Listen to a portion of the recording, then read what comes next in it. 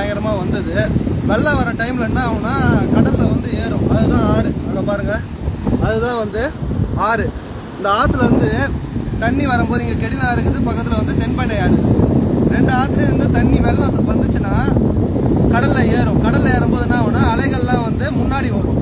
முன்னாடி வந்து ஒரு 50 மீட்ரு, சரி 50 அடி இல்லைன்னா 60 அடி கடல் வந்து முன்னாடி வரும். உடனே கொஞ்ச நாள் கழிச்சு என்ன ஆகும்னா கடல் மறுபடியும் பின்வாங்கிடும். தண்ணி பரவலாக எல்லா இடத்துலையுமே வந்து படர்ந்துடும் இந்த இது வங்கக்கடலில். ஆனால் இந்த தடவை என்ன நம்ம வந்து நோட்டீஸ் பண்ணுறோன்னா, இது வரைக்கும் நான் வந்து பிறந்து பார்க்குறேன், 30 வருஷம் ஆகுது, கடல் வந்து இவ்வளோ அளவுக்கு உள்ளே வந்ததே இல்லை. தொடர்ந்து இது வெள்ளம் வந்து 2 மாதம் ஆக போகுது. தண்ணி எல்லா இடத்தையும் படர்ந்துட்டு இருக்கோம். ஆனாலும் வந்து கடல் வந்து இறங்கவே இல்லை. அப்படியே ஏற்ற மோடு தான் இருக்குது. நீங்கள் அங்கே பார்க்கலாம். அந்த இடம்லாம் பார்த்தீங்கன்னா மக்கள் வந்து உட்கார்ற இடம். இந்த ஸ்டேஜ் பார்த்தீங்கன்னா இப்போ வந்து நமக்கு கடல் உள்ள போயிடுச்சு. அதேமாதிரி அங்கே வந்து இதெல்லாம் பாறைலாம், பாறையும் என்ன ஆகுதுன்னா கடல் உள்ள போகுது. இதுக்கு வந்து தீர்வு என்னன்னா, நம்ம அண்ணா அடிக்கடி சொல்வார், climate change and global warming, climate change and global வார்மிங்ட்டு வாய் தொண்டை தண்ணி வத்த கத்தி சொல்லினே இருப்பார். காரணம் பார்த்தீங்கன்னா நம்மளுக்கு அதிக அளவில் வந்து பொல்யூஷன் வந்து ஏற்பட்டுகிட்டே இருக்குது.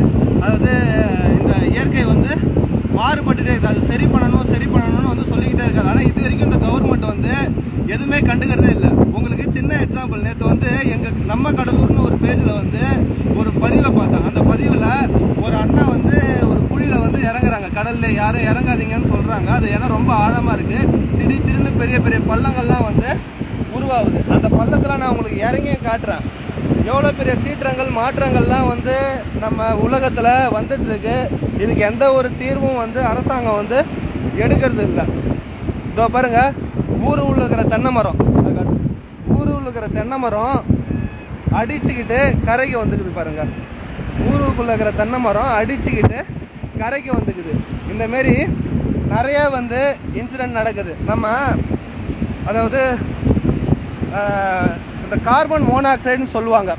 இந்த ஃப்ரிட்ஜு இது ஏசி, ஏர் கண்டிஷனரு, அதுக்கப்புறம் இந்த கிளேஷர், இந்த ஹீட்ரு, இதுலேருந்து வெளியேற அந்த கார்பன் மோனாக்சைடில் இதெல்லாம் பார்த்தீங்கன்னா நம்ம ஒரு கிலோ வெளியேறினா கூட, அதாவது ஒரு மாதத்துக்கு 1 கிலோ வெளியேறுதுன்னு வச்சிங்களா, அந்த 1 கிலோ வந்து கிட்டத்தட்ட 300-400 வருஷம் இருக்குமா. இது நான் சொல்ல, ஐஐடி ப்ரொஃபஸர்ஸ்லாம் சொல்கிறாங்க.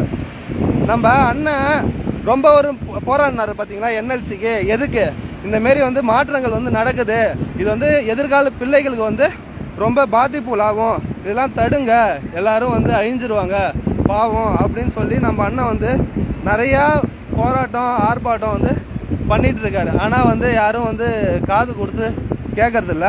சரி, உங்களுக்காக இன்னைக்கு வந்து நான் இதை காட்டலாம், லைவாக காட்டலாம் தான் வந்தேனே. இவ்வளோ தூரம் கடல் ஏறது இல்லைங்க. இங்கே பாருங்கள், தண்ணி வந்து அப்படியே குட்டையாக நிற்கிது. நம்மளுக்கு இவ்வளோ தூரம் வந்து கடலூரில் கடல் ஏறது கிடையாது, கடல் ஏறிட்டு இருக்கு. இப்போ இந்த இடத்த வந்து ஒரு குழந்தை குளிக்க வருதுன்னு வச்சுங்க, யாரும் குளிக்க வராதிங்க, நான் சும்மா எக்ஸாம்பிள் காட்டுறேன். இந்த இடத்த ஒரு குழந்தையோ அம்மாவோ யாரோ குளிக்க வராங்க வச்சுங்க, டப்புன்னு வந்து உள்ளே ஊந்துருவாங்க. யாரும் குளிக்க வராதிங்க, நான் கேட்டுக்கிறேன். நம்ம வந்து ஆழத்தை மட்டும் பார்ப்போம். இறங்கினோடனே ஆழத்தை எவ்வளோ ஆழம் போகுதுன்னு நம்ம வந்து பார்ப்போம். ஓகேவா? எவ்வளோ ஆழம் போகுது பாருங்க, கரையிலே எவ்வளோ ஆழம் போகுது பாருங்க.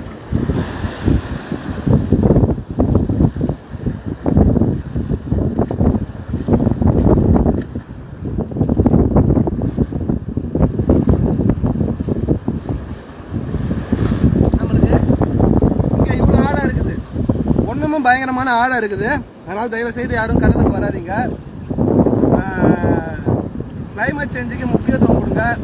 அண்ணன் சொல்கிற திட்டத்துக்கு வந்து அரசாங்கம் வந்து இடம் கொடுங்க.